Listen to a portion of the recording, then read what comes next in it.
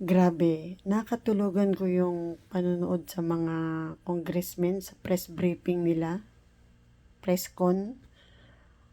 Itong mga congressmen na to, sabi nga ni Senator Chis Escudero, kahit araw-araw kayong magpa-press con, walang magagawa yung mga pinagsasasabi ninyo.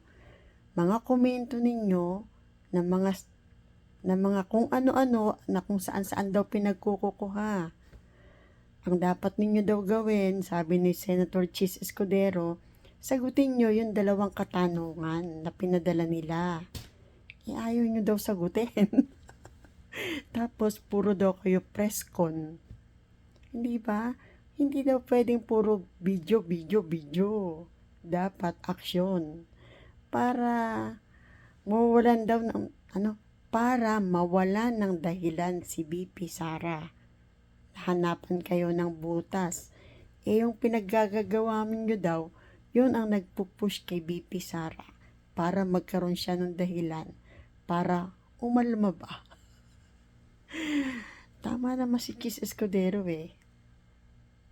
Huwag nang puro video. Aksyon ang gawin nyo. Dokumento. Dokumento na maaari nilang pagbasihan ng katotohanan. Duda pati sila, di ba? Piluin nyo. Pati Senado na katambal, tambal yan eh. Para silang twins. Yung Kongreso tsaka Senado parang twins. Biliin mo sila mismo duda sa ginawa nyo eh. Di ba?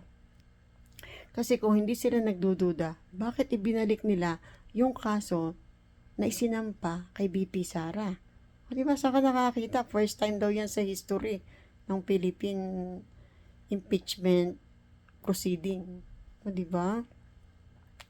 Ngayon, sagutin nyo na lang para magtuloy-tuloy na. Tapos, yung video. Dami-dami yung nagsasalita. Diba? Samantalang yung kampo ni BP Sara, pinakitaan agad kayo. Ito yung listahan ng mga abogado. Diba? Mga bigatin. Kawawang BP Sara.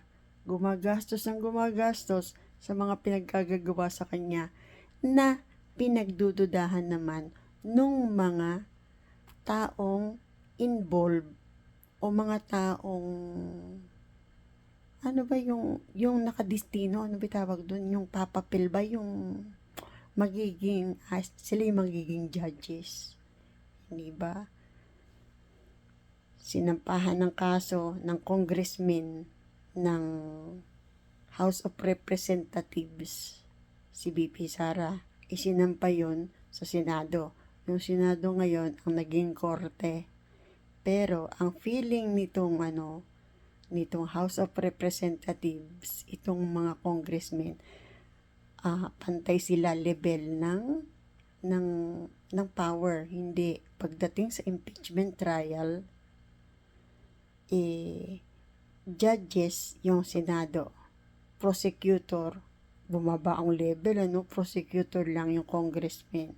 Tapos yung defendant si Sara Duterte, kumbaga siya yung akusado eh. Pero bakit ang lumilitaw?